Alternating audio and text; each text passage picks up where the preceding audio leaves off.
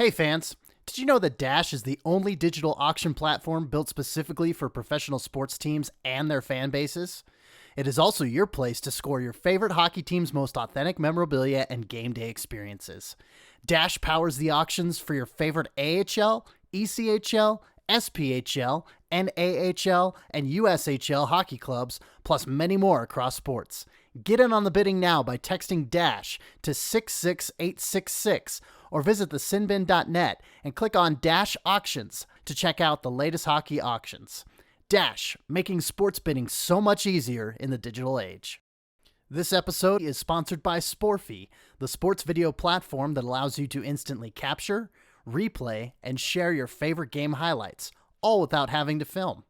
For more information, visit sporfy.com. That's SPORFIE.com,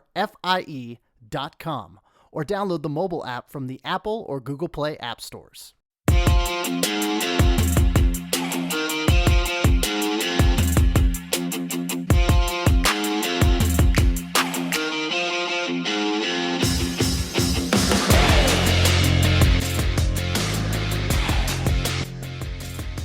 Hello and welcome to the Monsters Musings podcast for February 26, 2021. I'm your host, Deana Weinheimer, and this is episode 4. I'm so happy you are here. You're coming back.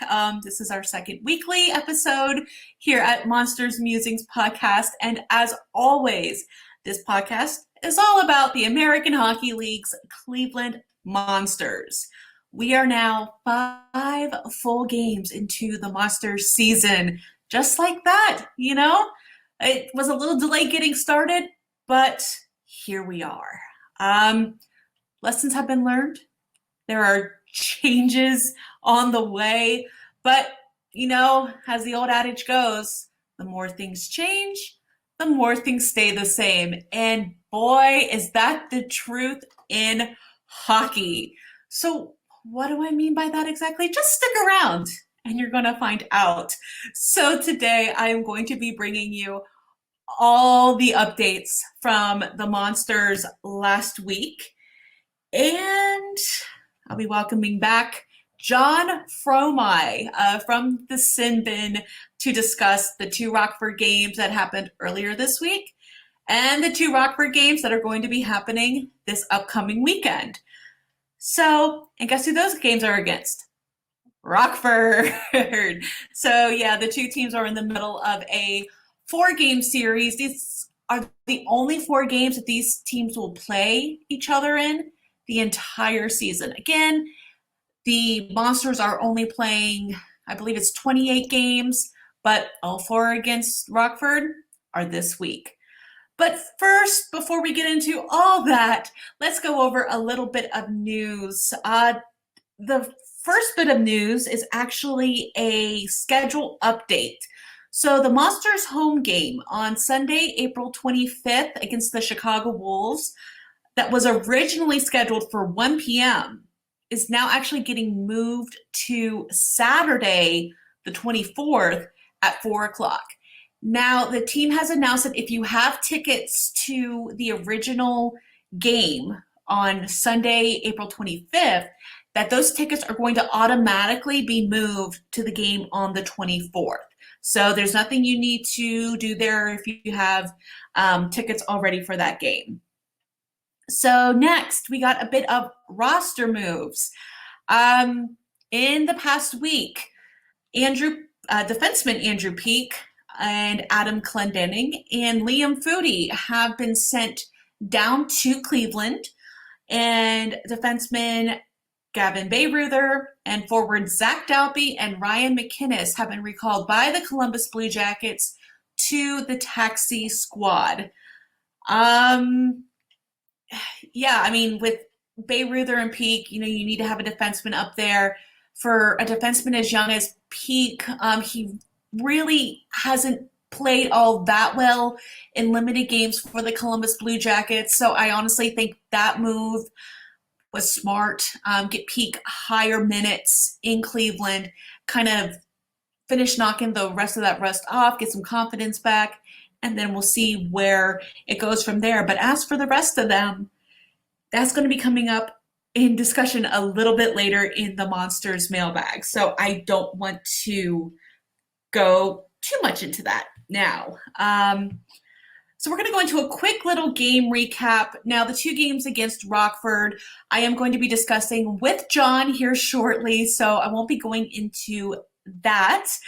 But first, we had a game on Saturday, February 20th in Grand Rapids against the Griffins, where the Monsters lost 2-1 in overtime. Now, that was the first game we got to see Liam Foodie and Adam Clendenning since they were sent down by Columbus. At the time, the Monsters were 0-2, and the Griffins were 2-2. Now, the game started with Cole Sherwood unfortunately going down hard along the boards, and he actually needed help from Zach Dalby and Thomas Shemich to actually get up and get back towards the bench area. The injury at the time did not look good. Fortunately, he did end up coming back in that game, but he has not played since. So this game in Grand Rapids was the first time we really got to see how talented and powerful the Cleveland number one line of Tyler Secura, Zach Dalby, and Trey Fix-Wolanski really are. I mean, they absolutely have shined in these last three games. One nice little benefit to having Zach Dalby and Tyler Secura is Secura can play center. So depending on where they are on the ice, either Secura or Dalby can go in, not only take the face off, but they're good enough that more often than not, they're going to win that face off. And Trey Fix-Wolanski, he's just a speedster. Head coach Mike Eves last season called him an angry little bowling ball. And I think that descriptor still really works for him this season. He's just a joy to watch out there. One thing that really stood out to me in that game was Jake Christensen with his shot.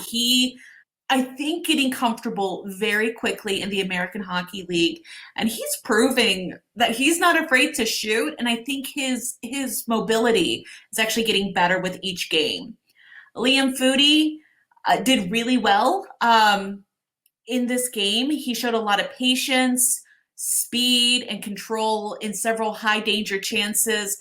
Unfortunately, there were times that he kind of disappeared, which for someone of his talent you don't really want to see, but that could just be unfamiliarity with the line mates. Hopefully everything's okay. He has not played, I don't believe, since that time. So I think he got a little banged up in this game. So hopefully he'll be able to come back and really get comfortable in Cleveland and show that he is ready to go back up to Columbus. So Michael Rasmussen for Grand Rapids actually opened the scoring on a power play opportunity at 3:35 of the third. I mean, it all started with a Dennis Chalowski shot and a Kyle Criscuolo tip. Brad Thiessen, who played the first 4 games of the season as the starting goaltender, he couldn't quite stop the rebound, and Rasmussen capitalized on that opportunity.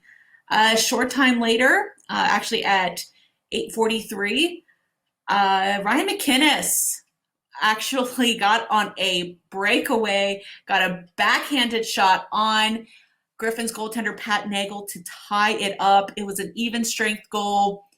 And I think that play right there was one of the reasons why Ryan McInnes got called up to Columbus. Game goes to overtime. And in overtime, Dennis Chalowski again, he sealed the win for Grand Rapids just 65 seconds in. That was a power play goal off of a Nathan Gerby penalty late in the third. And honestly, I think in that game, penalties really were the main issue, as it has been for most of the games all season. Monsters were down a man in both of the Grand Rapids goals. You just have to wonder if they were cleaner on those penalties, maybe they might have gotten the win in this game. Guess we'll never know.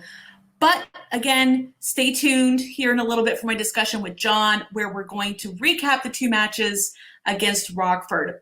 But before we move on to that, it's time to peek into the Monsters Musings mailbags. Now, every Thursday, I open up my Twitter and my Facebook to Monsters fans, to American Hockey League fans, for you to ask me questions about life, about the American Hockey League, about the Monsters.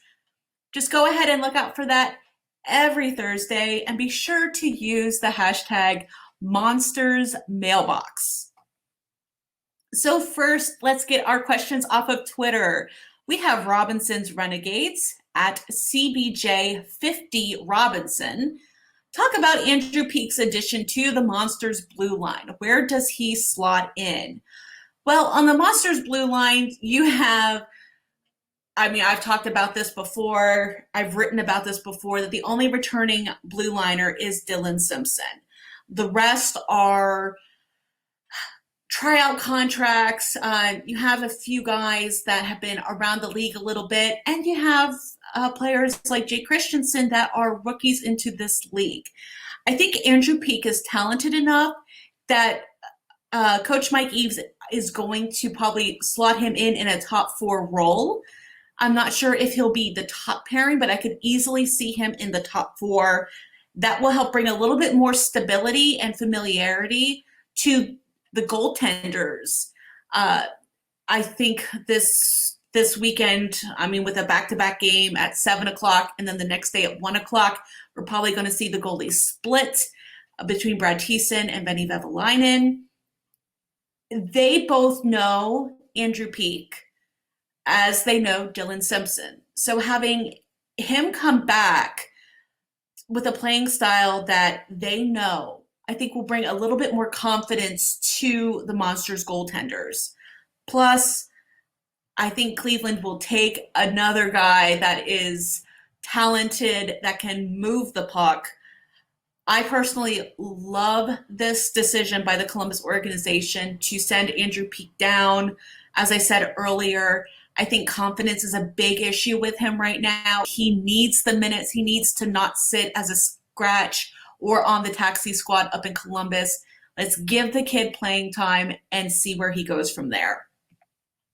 Next question actually comes from my husband, Gary Weinheimer, at GPWCBJ. How do you see the Monsters adjusting to the call-ups of Dalby and McInnes to the CBJ taxi squad? I honestly think the loss of Zach Dalby, if he is truly going to be out for this whole weekend series, that is the biggest loss out of the two players. Zach Dalby is the captain. So they're going to need guys, say like Justin Scott, who's one of the alternate captains and is also a forward. Tyler Sekera, a veteran in the league, extremely talented guy. They're going to need guys like that to step up on the leadership side of things. But they're also going to need, and again, I hope he is healthy, Liam Foodie to come in to help replace that production. But Tyler Sekera can play center. So he can center that top line. Maybe stick Foodie and fix Wolanski on there. I think that will be fine, but I'm not sure who can really replace Ryan McInnes right now. Yeah, he hasn't been on the score sheet a whole lot, but he creates a lot of high danger chances.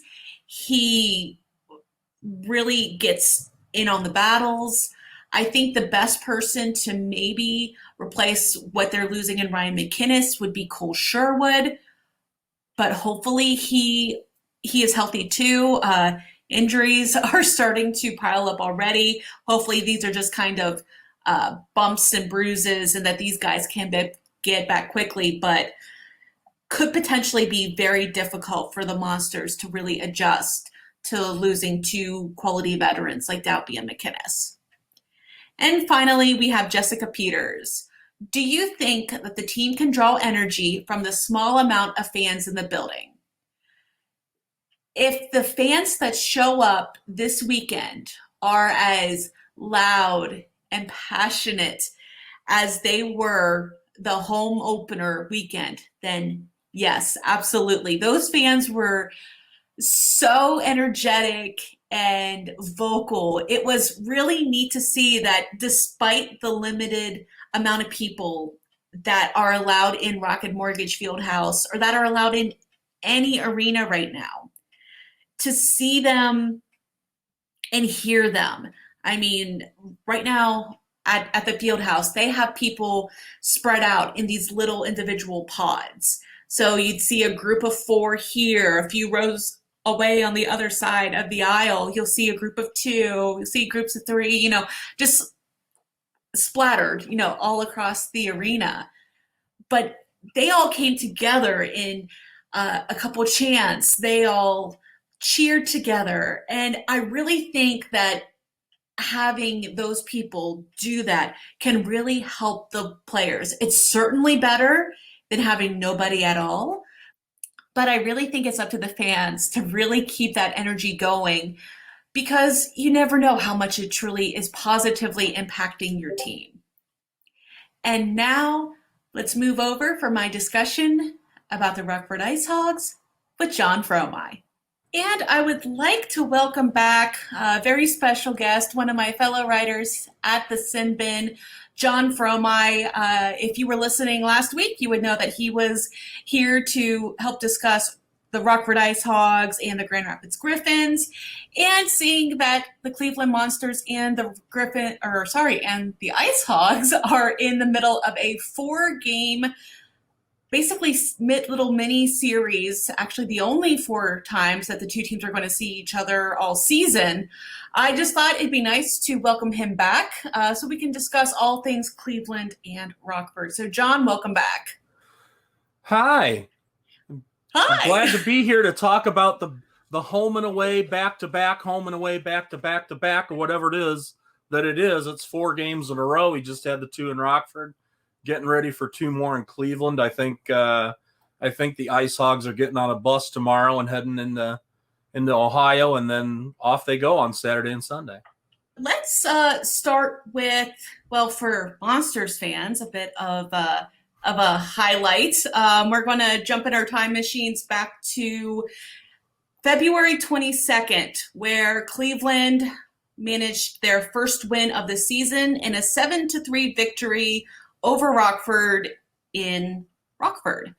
I was very pleased to see how Cleveland responded with all the adversity, with starting their first few games winless, losing players to COVID protocol. Presumably, we didn't get official word, but that was kind of the wink, way, wink, wink, nudge, nudge. That's what they were hinting at. So from the Rockford standpoint, what did you see? Chris Wilkie for his first goal. Yeah. He was primed and ready. Yeah, it was, what was strange, Deanna, about the game is that when Brad Thiessen got the start, in my head I'm thinking, Thiessen started every one of their games. I'm like, why is Brad Thiessen getting all their starts? He's not a starting goaltender in this league, and he hasn't been for a while. Why? Now, come to find out on the Rockford broadcast, he's their goaltending coach. Mm-hmm. Yes? So yes. I was like, well, there's your answer. Yeah, it kind of the last 2 seasons. So last season, Cleveland had Benny Vevalainen and Matiss Kivlenieks, and they signed Brad Thiessen mainly to be a goaltending coach, but also to be like a third goalie just in case, the inevitable happens and goalies go down, which of course they did in Columbus. They had the unfortunate injury to Jonas Korpisalo, so they had Kivlenieks go up. So again, Thiessen came in as a backstop. And same thing going on this year, where kind of at the 11th hour, they signed Thiessen again, kind of with the same idea that, okay, well, he'll be the backstop in case we lose. I mean, they already knew that Kivlenieks was going up to Columbus for the taxi squad. like, okay, we have Cam Johnson and we have Benny Vevalainen. We should be good. Well, Korpisalo got injured, so they lose Cam Johnson because Matisse was ill, I guess, or just injured. I'm not quite sure what happened there. And yeah, I think if you would have told him that the first 4 games of the season that they would have started, I don't think he would have believed you. But thank goodness he was at least serviceable. I mean, he didn't look all that bad. Well, he didn't. He didn't. It there was the one. If they had, yeah, if there was the one in there, I think there was the one misplay behind the net that was kind of like a puck. The puck hopped over his stick, and that led to the first Rockford goal, the shorthanded goal, where Brad Morrison was able to kind of break that play up and get the puck out. And so, I mean, that was a good thing for Rockford. I mean, I think that I've probably seen Thiessen play over the years, probably a half dozen to a dozen times. Usually as a guy that's playing in the second of a back to back, or the second time you see him. But, they've seen plenty of them. Not this group of IceHogs. To them, everybody's new because they're all new. But certainly, again, like I say, his days as a starting number 1 goaltender are long gone, but it didn't surprise me the first couple of games when I saw him in there, and then I thought, you got some guys sick. But when he was, when he got the start against Rockford, I was really surprised. But you know what? That was the least of Rockford's worries on Monday night. So, right. I mean, Zach Dalpe came out. I mean, that was, I guess, the second game where Cleveland really saw that top line of Tyler Sekura, Zach Dalpe, and Trey Fix-Wolanski really, really show their stuff. And yeah. I mean, Zach Dalpe got right out at 4:15 and 4:26 of the first 2 goals. And I knew there was problems right away on that first goal. For the first thing I said is, well, if Rockford's 2 young defensemen there are just going to sleep and let Dalpe get to the post, I said they're not going to have to do much else. But as soon as Tyler Sekura sees the opening there, that puck's going to get over onto his stick, and of course that it did. That was just a real poor defensive play in a game that had a lot of poor defensive plays on the Rockford side. Derek King has said probably in 3 or 4 of the post-game interviews, we just didn't show up on time. And it's like, well, how many, once you'd think is enough. But when 3 or 4 times when you get off to bad starts, and again, they dug themselves a 2-0 hole because just right off that face-off, like you say, they came back down, Sekura got it over to Wolanski and back over to Dalpe. Pretty much it was a carbon copy of the play with just an extra pass. And Dalpe's behind the defense again, 1 times it, now it's 2-zip. Yep, I'm actually looking at a clip of the play right now, and they had two guys on Tyler Sekura. It's almost like they know him a little bit. Yeah. And he was able to kind of sneak that puck through or back actually to Wolanski, and there goes Zach Dalpe just coasted in. Yeah. So, but I will have to say Carson Meyer, local boy to Central Ohio, gets on a mini breakaway, and he was able to just flip that puck right over Matt Tompkins' shoulder. 3-0. He didn't even look like he was really having to put too much effort into that breakaway. He just kind of took a few strides and coasted, and he was all alone. Well, and what started that play, of course, was the pass by Wyatt Newpower that just broke him open. I mean, and again, you'd think after giving up 2 quick goals. Now, what I was kind of surprised at that point, I was surprised that the Hogs didn't take a timeout there. I'm surprised Derek King didn't bring him back in and say, hey, we're down 2 goals, but we're only down 2 goals. Let's start taking care of things on the back end. Let's watch these long passes. Didn't do it. And what was it? It couldn't have been more than a couple minutes later. 2 minutes later, they hit a longer stretch pass. He's in the zone. There's nobody, nobody contesting the shot. I thought Tompkins was in a pretty good spot, but the shot just, I think, got the best of him there. So, and all of a sudden now you're down 3-0, and it's like, well, this is just not the start, and it's going to be a long night. But fortunately, like I say, they took advantage of Thiessen's miscue behind the net, and they got the shorthanded goal.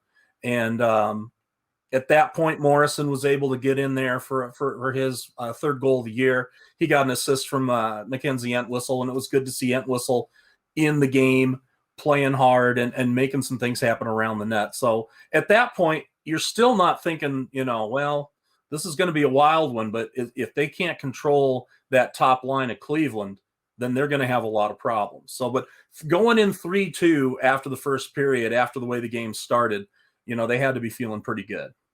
Right. I mean, I think on that first goal for Rockford, Mitchell, what's his last name? Fossier? Is that how you pronounce it? Fossier. Yeah. I don't think Thiessen knew that he was there, because the way that Fossier, Thiessen was like going back to like bank the puck off the board, and Fossier came right in and just grabbed it. And I honestly don't think he knew he was there. He was Otherwise, pretty I don't think he casual would have about put it. it there. He was pretty casual about it. And, that's why the 3-goal lead is the least safest goal in hockey, is like people like to say. But, I just think that Cleveland maybe kind of relaxed a little bit and said, hey, this is going to be easy going all the way. And, Rockford got 2 goals in pretty quick succession to close out the first period. And, at that point, I think that probably woke them up a little bit. Yep. Although one thing I did enjoy on Brad Morrison's goal is whenever he was at the dot just waiting, he was just all alone, just slamming the stick like, over here, over here, over here. He knew that he was going to have that goal the entire way. Yeah. But one thing I noticed for Cleveland early, and I said this a little bit earlier on in the podcast, penalty issues are really not doing them any favors. Yeah. In credit to Rockford, at the end of the first, shots were 14-13. They did not go away at all the entire game. That's the one thing that that Derek King always has this group ready to play hard. At very few times, dare I say any, have I seen a IceHogs group come out flat and just continue to play flat. They're always working hard. They're always trying to make something happen. I think they were probably a little too aggressive at times on Monday night, but that's the type of game that the organization, that the Hawks organization wants them to play. They want them to play fast, get up and down in transition. And, they just couldn't do it very well against Cleveland on Monday. So, everything went pretty well in the first period as far as getting back, but the quick goal in the second pretty much put them under, I thought. Yeah, and that was an impressive goal by Treyfix Wolanski on the power play. Gathers the puck off the board and just snipes it right in, made it look simple. But yeah, that extended the lead forward to 2, and then Carson Meyer again just gathers it right off the face-off. Puck was just kind of sitting there while the centers were battling, and he just turns around and snipes it. And that's it. That's his second of the night, and 5-2. Yeah, that was the goal that obviously Tompkins would have wanted back. It looked like he thought he caught it in between the pads, and I think he thought it was between his leg pads, and he thought he was going to get a stoppage, and that puck just kind of squirted out and just started rolling. And I don't think if it gets on edge, it might not roll in anyway. But by the time he realized that puck was not where he thought it was already rolling across the line. I think Dmitry Osipov went in, tried to take a stab at it, but he wasn't even close. It was far a little too late. But that was, to me, really the first the first goal where I'd be like, wow, Tompkins really let that go. But, the first two, I don't know if anybody was doing anything about those first two goals or the way that the one-timers were set up. Like I say, I thought he had a pretty good angle for the third. Now, the power play goal, you got to see a little more of the magic of Tyler Sakura, which, even though he didn't assist on that play, there he was camping out right in front of Tompkins screening the play. And I'm not sure that Tompkins ever saw that puck before it got by the blocker. So you got a great screen there. You got a Sakura in his place in the power play. Yeah, Tompkins was probably one of the fifth goal back, but by then the cow's out of the barn, they say. Yep. I can't talk enough though about Carson Meyer, and I just keep watching that shot and just his IQ to go in there and see that puck and be able to just flip around like he did and do it. But I always feel so bad for the goalies whenever it trickles through their pads like it did on that goal, especially whenever you see them kind of look around and there goes the puck just kind of skipping on in, and they do the last second dive. I always feel so bad for them. Well, the night was not going well for Tompkins, and again, I don't put near the amount of blame that maybe others would put. I tend to try to stay away from the Facebook season ticket holders page for the IceHogs, because at that point they were anointing him the worst goalie that they'd ever seen, and I was like, this is a guy that he'd had three really good starts in, but between the first game where he gave up 5 to the Wolves, who's not given up 5 to the Wolves? But then he had 3 pretty good starts. He had, I think he gave up 3 to the Wolves in another game. He gave up 2 to Iowa and then lost in overtime, gave up another one in overtime. And then he gave up 2 goals against Grand Rapids, lost 2-1. Well, the thing, if you're behind the defense and you're getting lots of looks at the goalie's back door, you're going to score a lot of goals. Now, again, I try not to look because it upsets me, and then I ended up firing off like novel size responses in Facebook trying to brick wall these people and just kind of, but it's like talking to a brick wall. You can make all the cases you want, and then I always think, well, maybe I'm overcompensating. Tompkins, no, that he's a guy that has worked pretty hard, but he's been mostly a guy that's played in the ECHL. He got a few starts last year when Colin Delia was just playing terrible, and Lankinen was hurt, and then he got an NHL deal. The second he signed the NHL deal, they kind of put him on the shelf.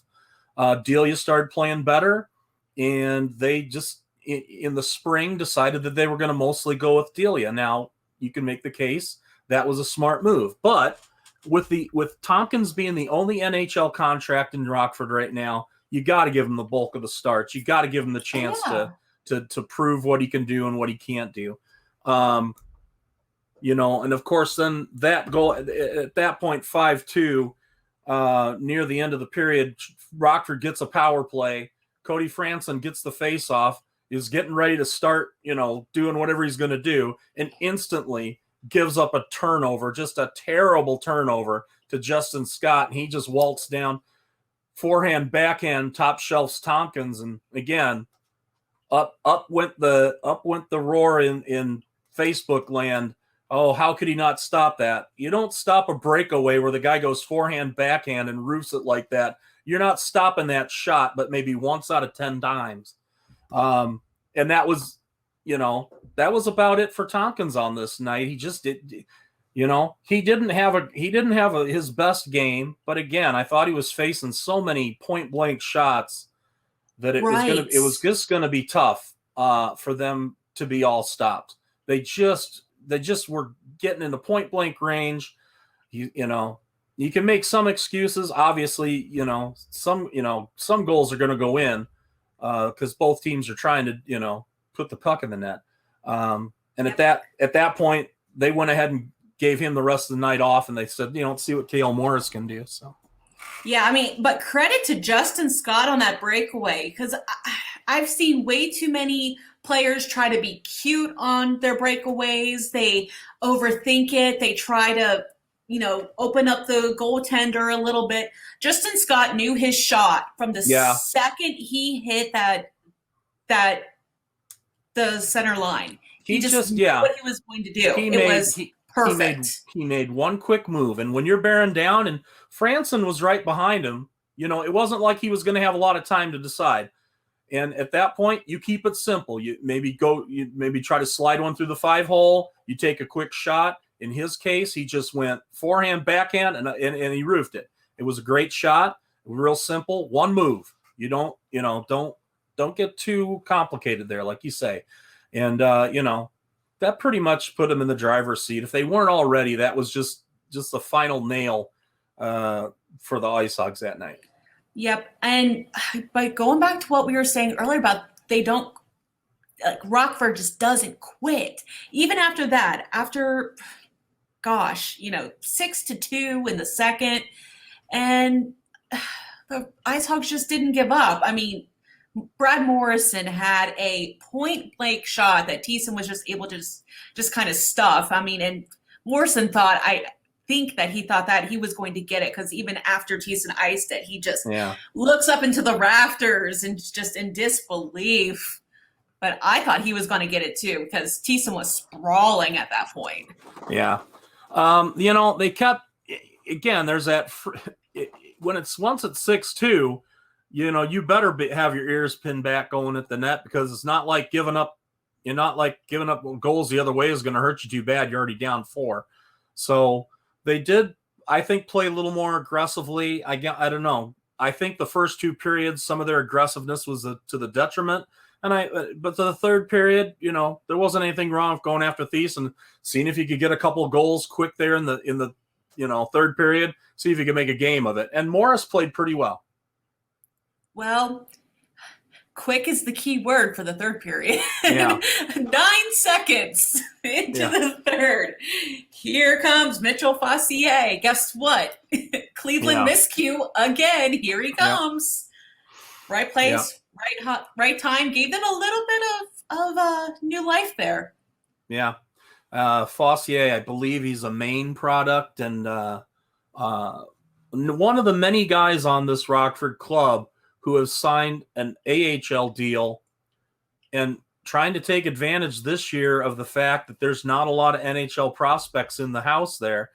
And, there could be a couple of guys that could impress. Now, is that going to translate to the guys winding up signing NHL deals? I think Chicago just has 2 available contracts before they hit their limit of 50. So I don't think you're going to see a lot of guys get contracts in the course of the season. However, over the summer, you might see a couple of these guys signed to entry deals. And I think that's another reason why you're not going to see them quit. I don't think there's going to be any quitting these guys, because they know they're potentially, playing for an entry contract. Yep.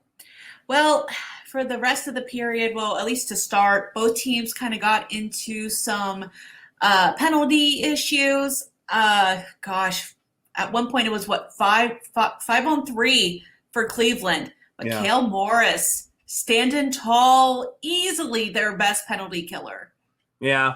That night. Yeah.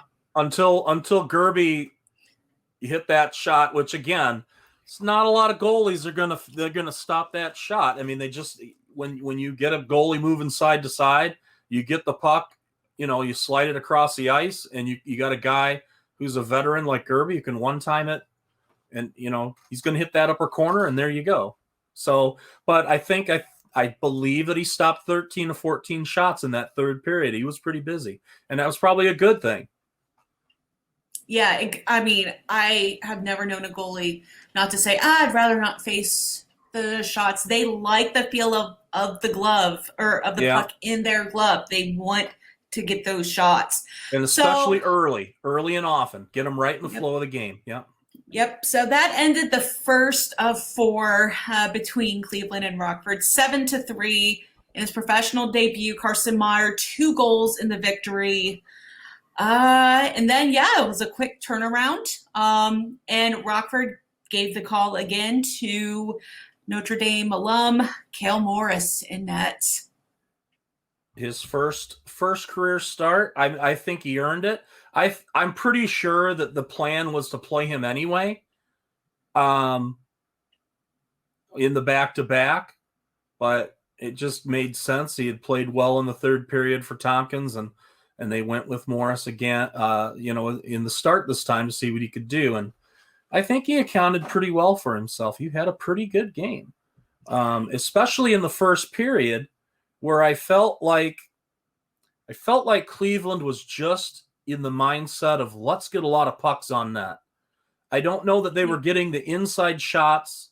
Well, there was one of the reasons for that is I think Rockford went back into a shell pretty early and often. I think their mindset the second game was very different than it was the first game. Rockford was content to sit back. They weren't going to go out and try to get their forwards out too soon out of the zone. They kept their forwards back. They were surrendering shots, but they weren't surrendering shots right in the crease. They were making Cleveland throw things from the point, making them throw them from the top of the circles, and pretty much from angles that Morris could see him coming a mile away. And, he made some great stops too.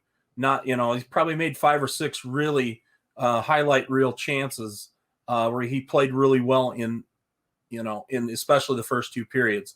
I think the notable one, I'm trying to remember which one it was, but Gerby had a shot, and it was a lot like the shot that he scored on that power play, but they had an odd man rush. He took a shot, and Morris got he got the right pad on it. Gerby didn't get it up in the air, and that shot, at first I thought he just whiffed. I thought he just missed the shot. I thought it was wide. But then you saw the replay and you saw it was Morris that had made the pad save. So that was good for Rockford. And again, I think their mindset defensively was, hey, we're not going to take a lot of offensive chances tonight.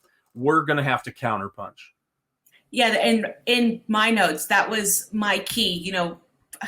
Just looking back, what was the difference maker? And it was that they gave Cale Morris all the time in the world to see those shots. That way he didn't have to quick react. He had time to scan everything. Yeah. But Rockford really had the first really high quality chance about halfway through the first. 3-on-1 breakaway. I'm probably going to butcher this name. Okay, Andre Altabarmakian. Oh, you're pretty close. Yeah. Okay. I try. If I do anything this year, I've learned to spell that quickly without having to look it up, and I just wrote it about 10 times, and I was just like, I'm just gonna keep writing this, and then I'll figure it out. I don't know how it goes, and oh my gosh, what a name to spell. But yeah, he had some chances there early in the game. Now my pain last year with having to do Keith Lennox and Vevalainen, but both great goaltenders. I enjoy it, but now it's in my phone and computer autocorrect, so I'm good to go now. But Altabarmakian, I did it better the first time. He gets on a 3-on-1 breakaway, but he carries it the whole way. All the credit goes to Brandon Fortunato on the defense for Cleveland. Completely takes away the passing lane, so Cleveland's goalie can just watch him the whole way. He knows he's not passing. There they go. Yeah. If you force the shooter to shoot. Yeah. Yeah, it was a pretty defensive first period. I mean, there was a lot of shots in the first period on Cleveland's part. Rockford, again, very conservative, both in the first period and the third period. They just weren't going to go out and pressure the net because they didn't want Cleveland coming back the other way, because they'd gotten burned, and that was the nice thing is they got through the first period and it's still 0-0, and you feel like you're still in the game. And first let's go back to not even 10 seconds into the second period, Trey Fix-Wolanski with a nice little opportunity. Thought he had it. The team was celebrating like they did, but Cale Morris comes up with it. Yeah. You know what? That brings me to something else is that, with the whole COVID thing and the way the schedule's going, the one thing that I did not remember was going to be the case is that there's no replays. They're not doing replays this year, and they're not having, there's no goal judge. And so that was one thing. That was one thing that, that's a play that in a normal season, the referees probably, the officials probably go off and say, hey, let's go over to the penalty box and let's take a look at this play. And let's see what the overhead camera is. But the on-ice officials, to the best of my understanding, are the ones that have to make that call. And that's probably going to be an issue at times this year when, the goalie's thinking that he's frozen the puck. And they're probably going to be a little quicker to blow a whistle, and you're not going to get a look at a play like that. Now, was that a goal? Very well could have been. It looked like some of the Cleveland people were really thinking it was, but there was no look. There was not going to be a second look at that, and that's going to be an issue, I think, throughout the season in some tight games where you're going to see some pretty unhappy campers looking at a goal and saying, hey, we'd love to see where that puck was, and you're not going to get that call. And I didn't remember that was going to be the case. I didn't remember that. I don't know why you can't have a goal judge back there, but apparently you can't. Got to do what you got to do in these COVID times, especially in a league like the American where they're not as cash rich as, say, the National Hockey League. Yeah, which is weird because they still had off-ice officials in the penalty box. I think Brent Gallant had a pretty interesting conversation with one of them at one point based on the broadcast where they seemed to be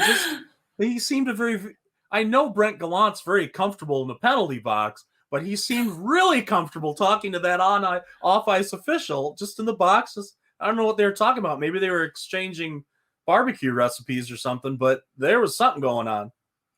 Yeah, maybe giving him some pointers on a good pizza joint next time they come back. I will say, though, just on a personal note, Brett Gallant, he's that easygoing in terms of, just gabbing with people all the time. He's a pretty fun guy to talk to. But I was stunned that he played in both the games, to be quite honest. Me too. He's not a guy that I usually see in back-to-back games. Usually you'll see him, when you're playing a more physical opponent where maybe you think someone's going to have to send a message, and Rockford's a bunch of kittens. Come on. There was no reason for Brent Gallant to mess anybody up. And fortunately it didn't happen. There was one play where I was a little afraid, like one of the Rockford guys was standing next to him in front of the net after a play. There's just a little bit of a half shove, and I think they probably turned and looked. I was like, no, I think coach probably warned me about this guy. Maybe I better not shove this guy. Yeah, the physicality definitely wasn't there between these two teams. Now, I would have better understood it if he had come in the Grand Rapids game where there's a little bit more. Yeah, and I think the Grand Rapids game for us too was Grand Rapids was a little more physical against us. But I don't know that we have a team, and I'm going to make this point later after, we get done with this game, but their team is built to possess the puck and to skate up and down the ice. And they've been the kind of team where it's like, we're not going to fight. We're just going to play hockey. There may be an occasional scrap, but they've gone from in the probably 10, 12 years ago, we're a team that would always be in the top 5 or 6 in penalty minutes and fighting majors. They've gone to a team that I believe in the last couple of years, they had maybe 30, not 30 fighting majors, probably like 12. I mean, it would go, I know back in the heyday when they were letting them fight in like 2010, 2011, back in those days, they would, I want to say one year they had 94 fighting majors and they were up near the top of the league. It was a different league. You know, It was. it was a rough and tumble league. It's still a physical league, but again, the way the rules have changed, and I think for the better. I mean, I don't mind seeing a good fight once in a while, but that's not the reason I go to the games. I don't go to the games just to see a fight. If a fight breaks out, I'm not going to be one of these that go, I can't watch. I'm going to watch the fight, but if it makes sense in the game. Yeah. Well, and they've stopped, and again, they've put a stop to this. Let's have a conversation before the face-off, and we're going to fight right after the face-off. You can't do that anymore. You're getting out for out for the game, and you're suspended, and guys want to play. And so guys like Brent Gallant are an endangered species. I mean, you got a guy who's predominantly there to play physical and dish out some beatings on occasion. And, you know, I'm sure his fighting majors have gone down because nobody wants to be past the dreaded 10 fighting majors. But, you know, Gallant's a guy that's been in his, you know, his brother Alex is quite a battler too. So, you know, that's kind of family business, and he's good at it. Dare I say, he might be the best guy in the AHL as far as fighting. I mean, I don't know that you can ever crown a heavyweight champ, but he's got to be in the team picture. Oh yeah, towards the center of the team picture for sure.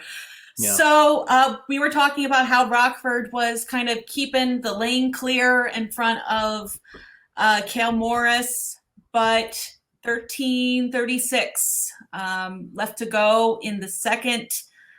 We finally get a goal on the board. Tyler Secura, first goal with the Monsters, and it's against his former team. Yep, and it's, you know, and that's part of the, again, when I say the magic of Tyler Secura, he's just a guy that he gets in the scoring areas and he makes things happen. In this case, well, what he really did was he tried to center.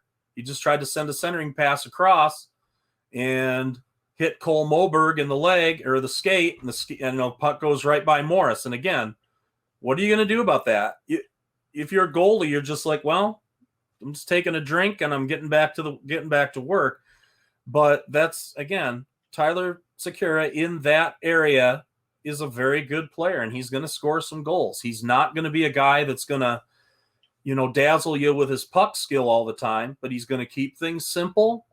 And if there's a loose puck around, he's going to get it. Now, up to that point, Rockford had done a great job of not only limiting shots, but keeping pucks that were in the slot, getting some sticks on other sticks and getting a stick on the puck and knocking it out of the way.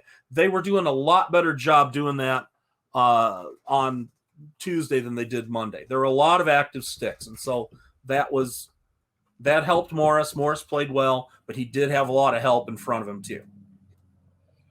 Well, Rockford, like we said before, they didn't go away with about 4:08 remaining. Evan Barrett gets the puck past Vevalainen. Again, players getting down low, getting close to the goalie.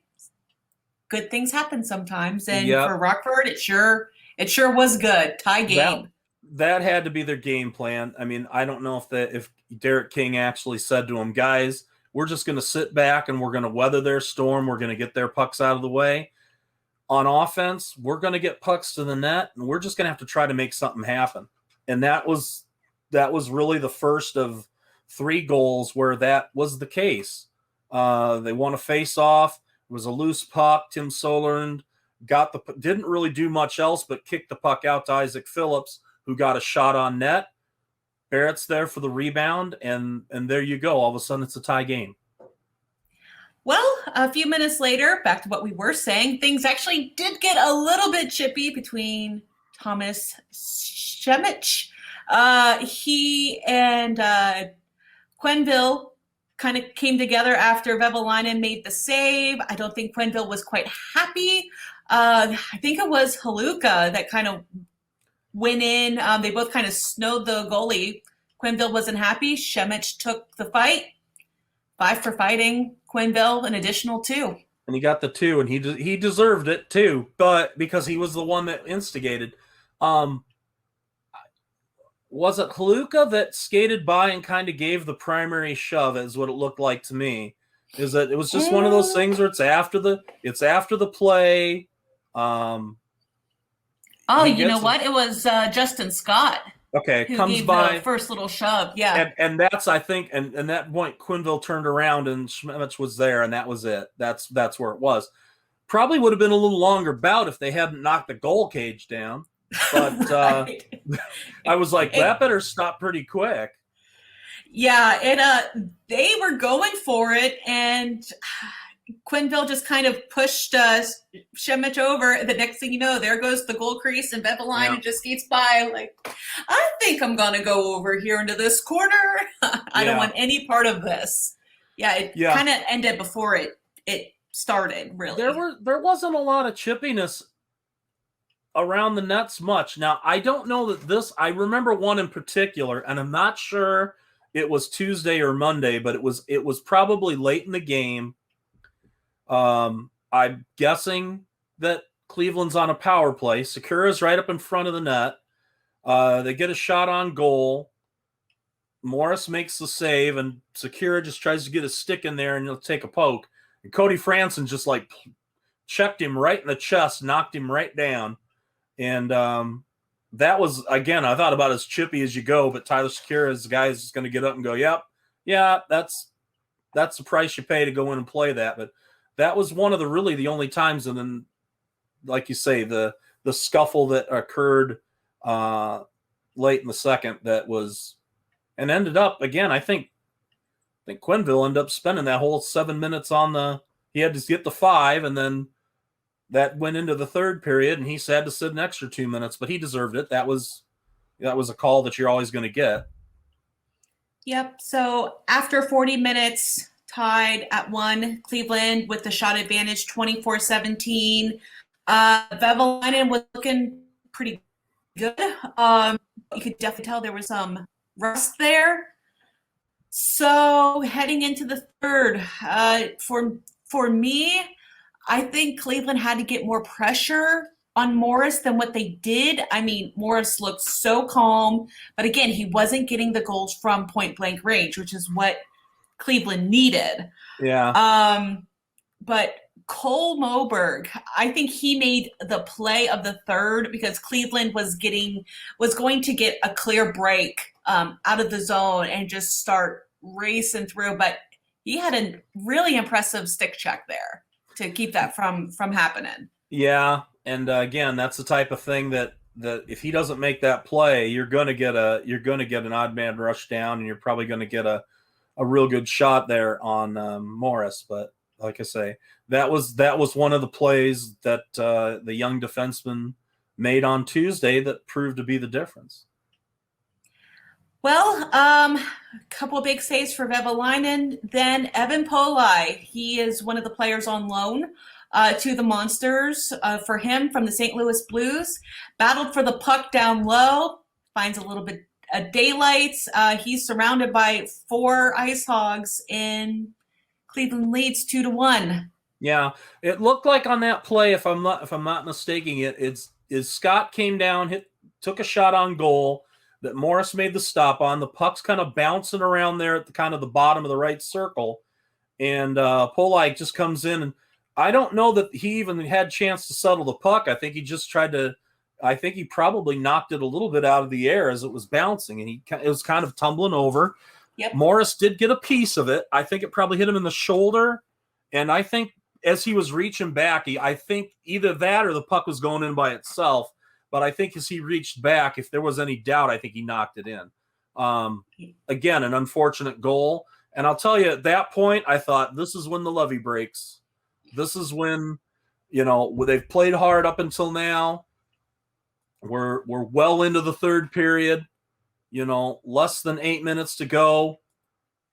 Boy, now we're going to have to start. At that point, I figured they'd have to go out. They'd have to start pushing a little bit and maybe take some chances, where I thought, well, it's going to backfire and wind up in the back of their net. But they just kind of stayed the course. That was, again, a pivotal moment where instead of panicking, they just stayed what they were doing. They just kept cleaning things up in front of the net. And Cleveland came down. I think Cleveland outshot them 13-6, 13-7 in that last period. and they just kept clearing pucks. They weren't taking a lot of chances. They were just trying to get something going. I think probably about, I don't know, must have been in the 13th, 14th minute. They did get a breakaway, and I think Chris Wilkie fed Tim Soderlund, and it looked like Soderlund was going to get a shot, but basically he just kind of redirected it, and he was just wide, and you're thinking, wow, that was their chance. That was their chance to tie it. They just didn't get it done. It wasn't meant to be.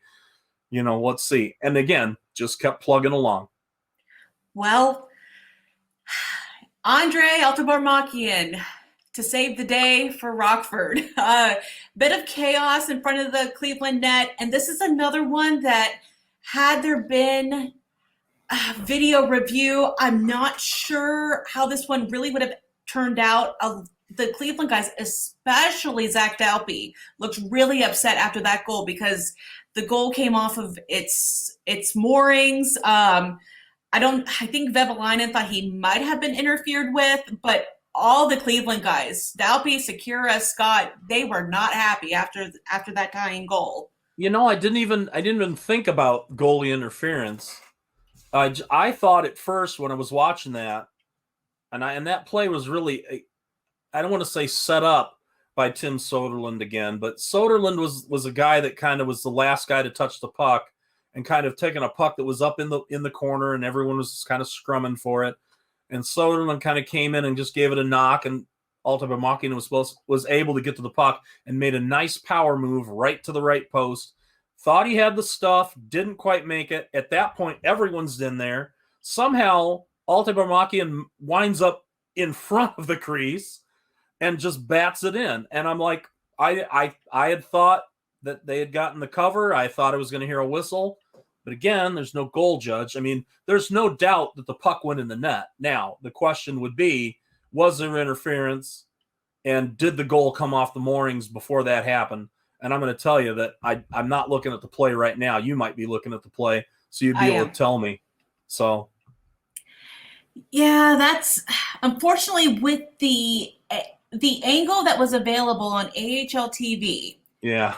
And the way that Vevalainen is positioned, the puck is behind him. He makes a better wall than he does a window. Yeah. So we can't exactly see from that angle, unfortunately. Yeah. And it just looks like at the last minute, the puck kind of squirts out into a spot where Altabarmakian can get to it and kind of knocks it in.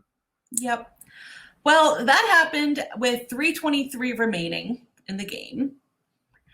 With not even a minute 50 later, Isaac Phillips, all alone, just blasts it in, and Rockford leads 3-2 with a minute and a quarter left. That's a play where it was a total typical Rockford play for that game. I think Barrett knocked it, just dumped it in, just inside the red line, dumps it in the zone, comes off the end boards. And just as it looks like they're going to gather in the puck, Soderlund comes streaking into the play, and I think that rushed the decision there. I think they probably make a better decision with the puck than they did, but Soderlund is quick enough, fast enough, he's in the play. And again, I don't even think he touched the puck at that point, but the fact that he was skating and bearing down on the play, I think rushed a decision. The puck kind of got back out to Barrett, who got it out to Phillips. Phillips just one-timed one, and that's probably a goal you'd like to have back because he got a piece of it. He didn't get enough of it. Yep. One thing, though, Cleveland, for whatever reason, looked absolutely gassed at that point. A lot of their guys were just kind of floating around, except for Jake Christensen, the rookie defenseman. He was buzzing all around trying to figure out what he needed to do. But the other guys, I think just, young season, this was only their 5th game. They probably a little tired. Cleveland's a little short when it comes to defensemen available to play for them. Yeah. But Christensen, he was trying so hard, but that was it for the game. Well, Rockford wins 3-2. I'm not sure which. I'm not sure. I think Vivalainen had a chance to get. Like I say, I think he probably had a chance to get that puck out of the way. I think if he'd had a little more time, he'd probably pull that puck in and maybe freeze it, or maybe sends it up in the along the boards. But like I say, Soderlund kind of forced the issue, and Tim Soderlund, I didn't really think about it till after I saw the box score. Soderlund assisted on all 3 goals. Now, it was only secondary assists, and the only his primary assist was the one where he just knocked it into the corner for Altuve Markian to pick up and take to the net.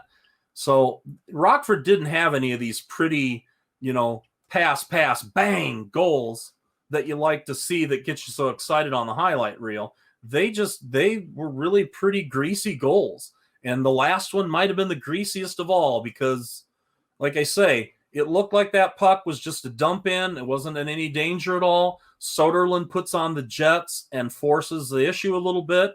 All of a sudden, you got a loose puck up there at the left point. And Isaac Phillips has shown that he's got a shot from back there. You can debate whether whether his defense was there. He was the guy Dalpe got behind on that very first goal Monday. But you know what? He's had some nice, the shot that he had in the second period led to a goal, and this one directly went into the goal. So, yeah, that was a bomber of a shot. He just comes streaking in, and next thing you know, game over. Yeah. So Cleveland and Rockford, same teams, different venue. As we discussed, they will be heading to Cleveland, where they will come together on Saturday night, I believe at 7, and then Sunday afternoon, quick turnaround, 1:00. Yeah. Now Cleveland will be without, as the roster stands right now, we all know this could change. Cleveland will be without the services of Zach Dalpe and Ryan McInnes, who have been 2 of their leaders in terms of goal scoring so far this season. We could maybe see Liam Foudy slot back in. I would think he would. Also, it looks like they're going to have Andrew Peak. He's a second-year defenseman.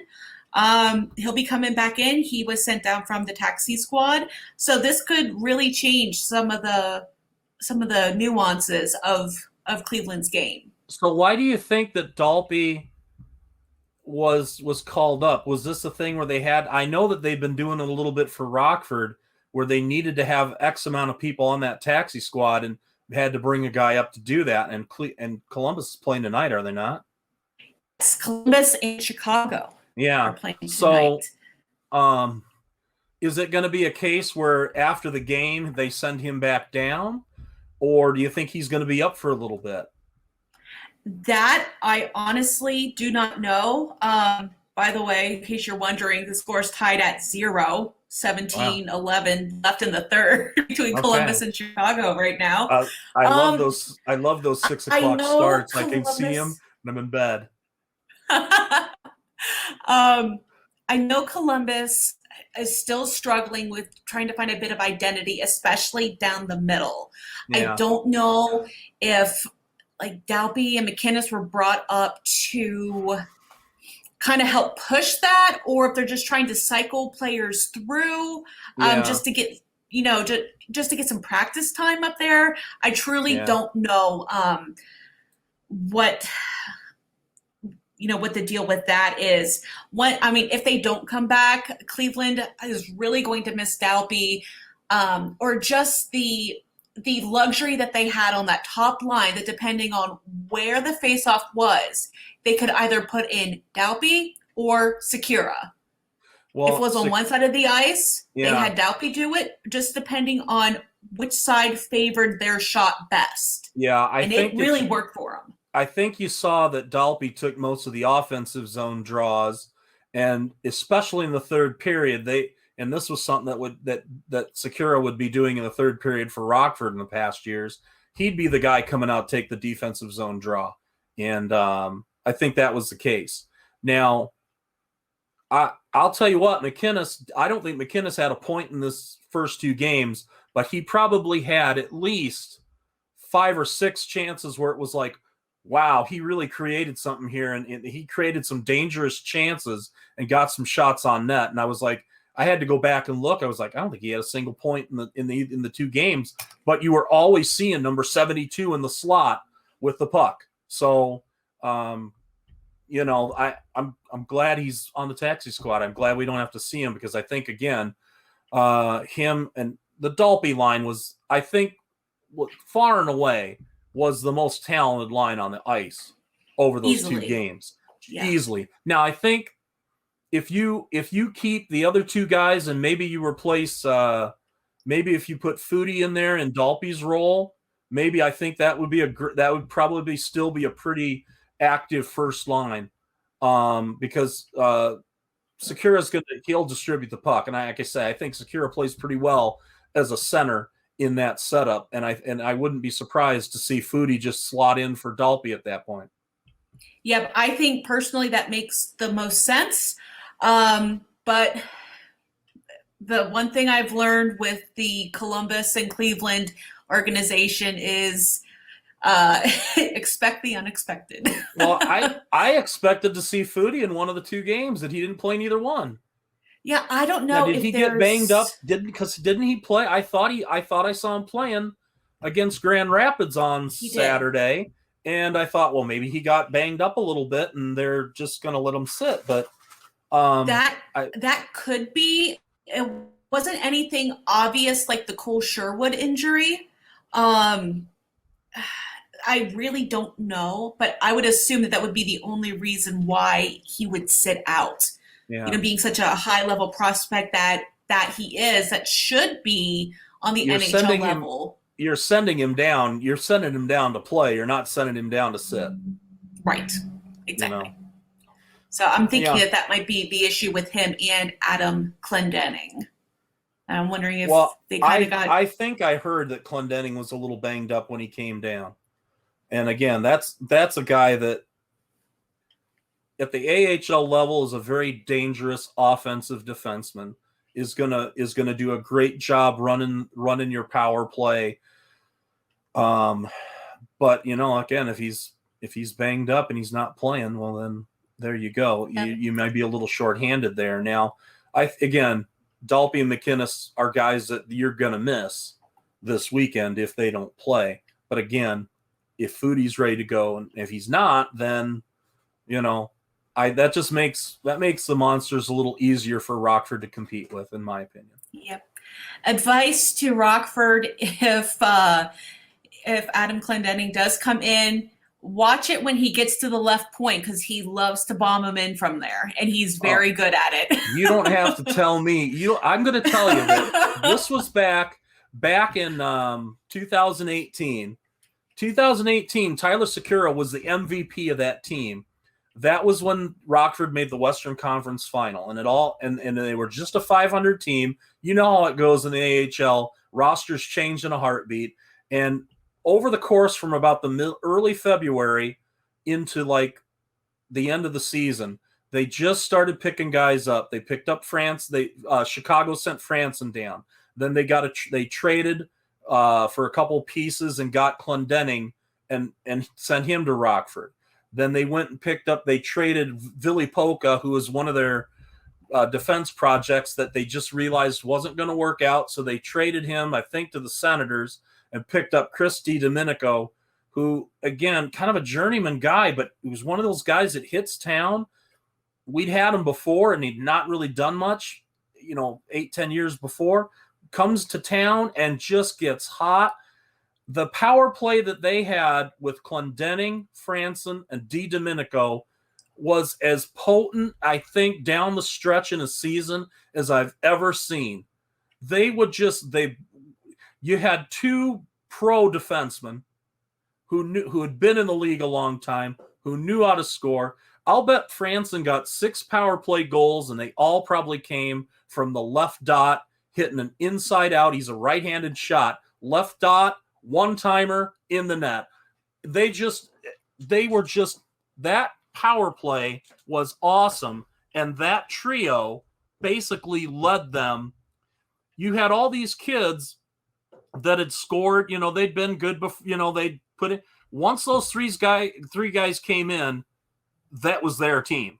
And they also brought down John Hayden, who was a prospect, but he'd been with the Hawks most of the year. They brought down Lance Boma, who is a fourth line guy in the NHL, but down the AHL, he's a very productive player. And they probably picked up, David Kampf spent most of that season, who's playing for the Hawks right now. He spent most of that season in Chicago, but at the tail end of the year, they sent him down. So now they got David Kampf skating. So now all of a sudden you go from a bunch of prospects and stuff to a lot of veteran guys.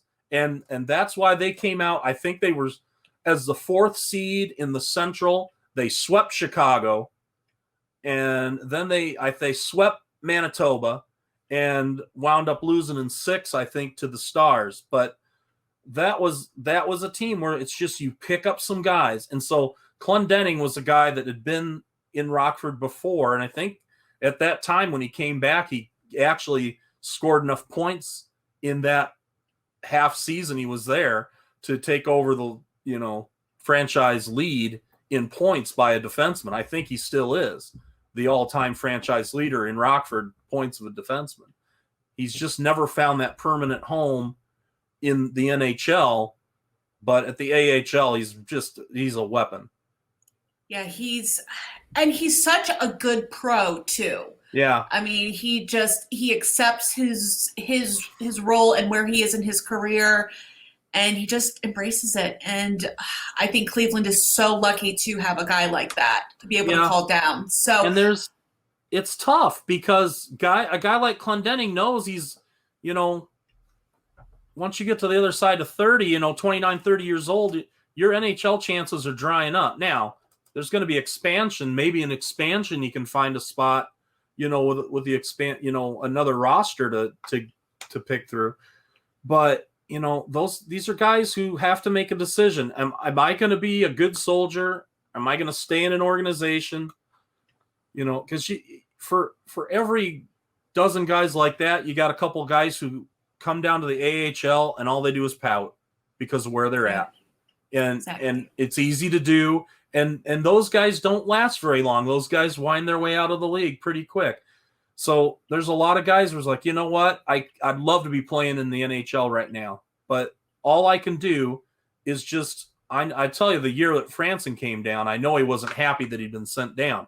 But instead of sulking, which is what some players do, he took the opposite tack, which was, you know what? I'm much better than all these little kids, so I'm just going to dominate these little kids. And someone will see that. And that's just what he did. So, yep. Well, just real quick, what is your prediction for this weekend? Personally, I could see another split of the series. I think it all depends on if Dalby and McInnes come back, if Sherwood and Foodie are able to slot in. But yeah, I could definitely see another split weekend personally. It's going to be interesting because, again, the way Rockford won that game Tuesday, I don't know that they can keep that up on a night-to-night basis. I don't know that they can play that type of game. I don't know if playing that type of game actually develops them as prospects. I mean, there's playing to win and there's playing to learn. And they're going to have a lot of games. There's going to be a lot of 7-3 games for Rockford this year where they just get beat because, they just don't defend well. If Rockford is going to play that close to the vest the rest of the season, I don't know that they can do it. I don't think they have the personnel to do it. They happen to make it work on Tuesday. Can they do it? Yeah.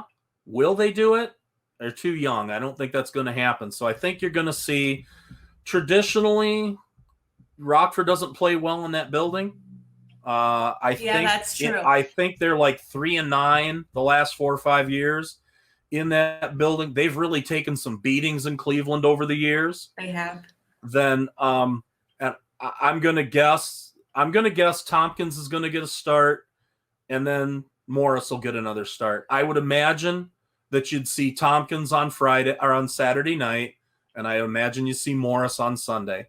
That to me would make the most sense, because I think you want to give Tompkins a shot back on. I don't think you want to make it 2 starts in a row, but I think they'll split the weekend with the goalies, especially with the 12 o'clock start the next, or the 1 o'clock, 12 o'clock our time. I think with the 2 starts, I think with the quick turnaround, I think both teams will probably send, you'll see both those teams' goalies. Agreed. So, Chad Chris got banged up in the first period on Monday, didn't play the rest of the game, and he didn't play on Tuesday. So that's going to be a player for Rockford to watch if he comes back, because if he doesn't, they're really thin on defense. Now, Isaac Phillips is playing on an amateur tryout. So if he goes back and he plays, if his junior team calls him back and he goes back and plays, they're going to have to sign somebody at this point, because right now I think they only have 6 healthy defensemen if Chris is out. Now, if Chris plays, they only have 7. But they played 7 defensemen Monday, but he wasn't available Tuesday. So they've only got, and they don't have anybody down in Indy right now that they could call up. Everybody that they've got is on the roster defensively. So I've been watching, the transactions to see if maybe either somebody from Chicago's taxi squad winds up coming down for a game, or if they make maybe they make a signing, they sign someone to a PTO and get a couple of bodies on defense, because it could get pretty tight if they would get anybody injured over the weekend. Yep. Well, that's going to be it today. If you could just remind everybody once again where they can find you on Twitter. At Sinbin IceHogs on Twitter, and also if you want, I'm usually live streaming the games at my other handle, which is at Jon Fromi on Twitter, and that's where I usually do my, where I'm just kind of live tweeting and offering thoughts and about the games there. So yeah.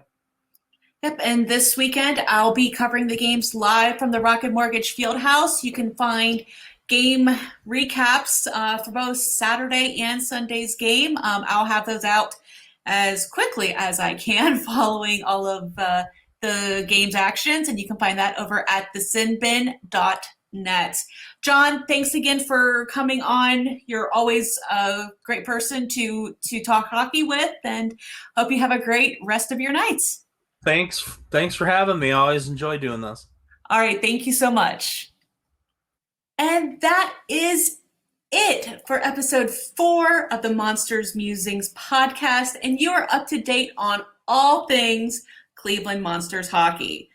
Thank you again so much for listening, or if you're catching this on the Sinbin YouTube channel, for watching. And thanks again to Jon Fromi for joining me. Hopefully we will have reasons to bring him back on in the future to discuss. He is so knowledgeable. And again, if you're interested in the Rockford perspective on things or in the IceHogs, I highly suggest you go check him out over at Sinbin IceHogs. Again, I've been Deana Weinheimer, and you can find me on Twitter at SinbinMonsters. There, I'm going to be live tweeting games and giving you all the Monsters news as it breaks. For Jon's and my written work, you can find us over at thesinbin.net. Now, if you're liking the Monsters Musings podcast, please like, subscribe, rate, leave a review, all that good stuff. It really helps the show grow, and it helps Monsters fans and just hockey fans like you find this show. And if you really like the show and all of our content over at the Sinbin, please consider leaving a tip in our virtual tip jar at patreon.com/thesinbinhockey. Your support honestly means the world to us. It helps us keep the doors open, and it also helps us expand into more markets and help to bring you the best coverage across the AHL, ECHL, and SPHL. Also, be sure to check out the Sinbin's other podcasts everywhere you can find this podcast, including the Sinbin app. So until next time, thanks again, and I'll talk to you next week. Bye.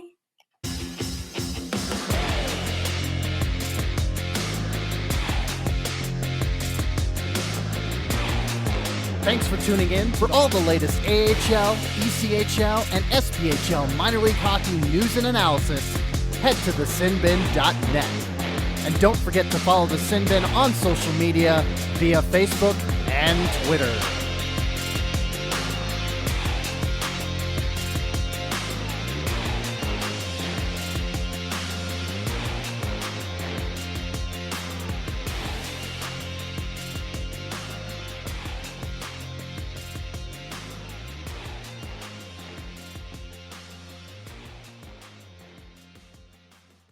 All sports fans have experienced this, right? Something amazing happens on the ice and you think, man, I wish I'd have been filming. Now with the Sporfy app, you can replace that thought with a click. With just one click of a button, Sporfy captures the past 15 seconds of action so you can instantly replay and share your favorite moments all without having to film. And it's easy too.